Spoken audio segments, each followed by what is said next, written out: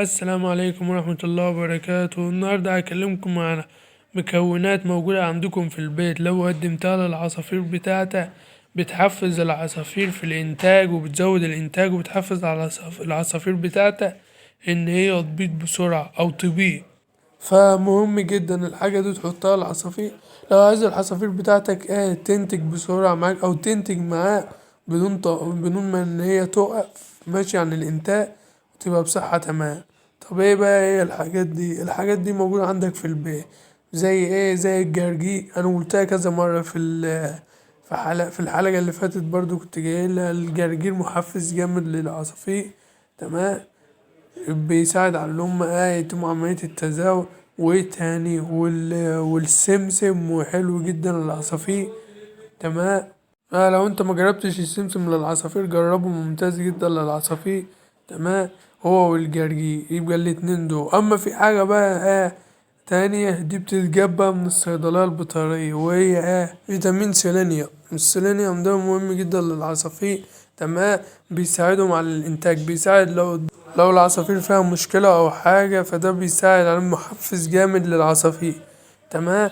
السيلينيوم، تمام. يبقى احنا قلنا السمسم والجرجير، تمام.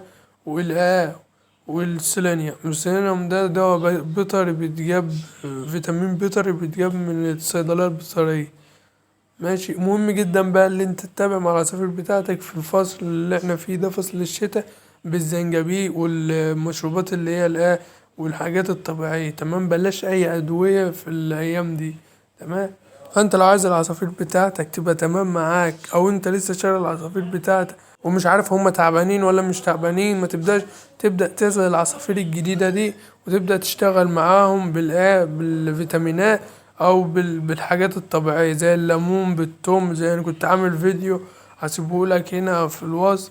كنت عامل فيديو اللي هو ازاي تعمل مضاد حيوي طبيعي في البيت من غير ما تشتري من البيطري او من الصيدلية البيطرية او البشري، لان ده خطر وبيأثر على المناعة وعلى العصافير. فيشتغل حاجات طبيعية، لان احنا مش عايزين نأثر على العصافير بتاعتنا. اما اللي انا قلت الحاجة اللي انت عايز، لو عايز العصافير بتاعتك تنتج عندك او تبدأ تشتغل وتبيض، فانت لازم تتأكد الاول ان هم ذكر وانتايه واللي هم جاهزين للتزاوج، تمام. لان في ناس بتكلمني تقول لي ده العصافير عندي عملت الحاجة اللي انت قلت عليها وبرضه ما في. يا جماعة اتأكدوا الاول ان العصافير اللي انت جايبها دي ذكر وانتايه. اتأكدت ان هم ذكر وانتايه، اتأكد ان هم جاهزين للتزاوج ولا لا. فانت ممكن تتأكد ان هم ذكر وانتايه لكن لسه سنهم ما جابش ان هم ذكر وانتايه. يعني العصافير بتبلغ في سن 7 شهور 8 شهور.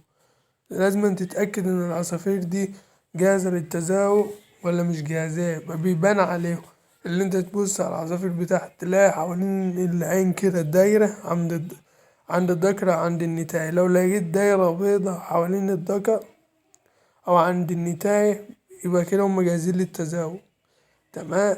ما لقيتش الدايرة دي هما هنا لسه بدري عليهم لسه شباب.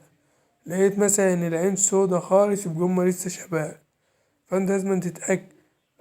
طب انت اتأكدت وكل حاجة دي متوفرة عند اللي هما جاهزين للتزاوج كله تمام، يبقى تبدأ تدي بقى وتشتغل معاهم الحاجات اللي انا هقولك عليها دي.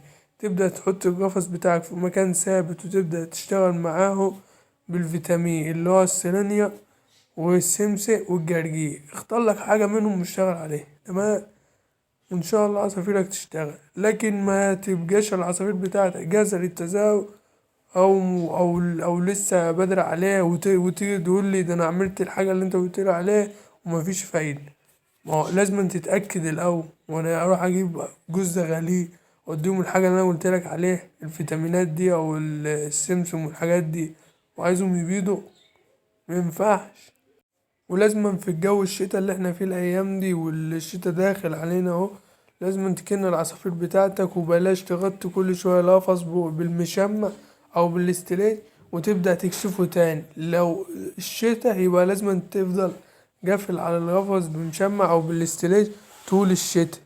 في الصيف بقى تشيله، لكن ما تشيلوش تفضل تعمل طول الشتاء مفيش شتاء، او تبدأ تشيله وتبدأ تحطه تاني تحط الاستريتش او تحط المشمع، فده غلط.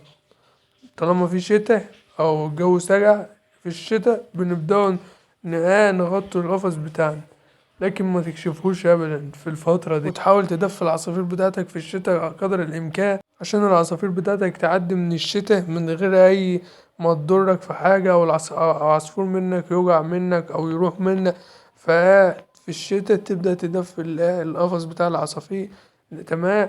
والزغاليل لو عندك زغاليل طالعة ولا حاجة برضه تبدأ تدفي، لأن لو العصافير ما اتدفتش وهي مثلا راكدة على البيض أو على الزغاليل بتبدأ اللي هي تقوم من عليهم وتسيبهم. فأنت لازم انت تدفي القفص بتاع العصافير في الشتا، تمام. وبلاش الإزعاج للعصافير في الفترة دي، في فترة مثلا اللي هي العصافير لسه هتحط البيض أو لسه هتبيض أو مثلا عندها زغاليل، فبلاش. حاول تحط العصافير بتاعتك في مكان هادي بعيدا عن كل شوية حد يفتح القفص ويعكس العصافير عشان يعدوا المرحلة دي ويبدأوا يبيضوا ويطلعوا لك الزغاليل بدون مشاكل أو بدون أي أخطاء. بس كده متنساش تتابعني، أكيد هفيدك. سلام.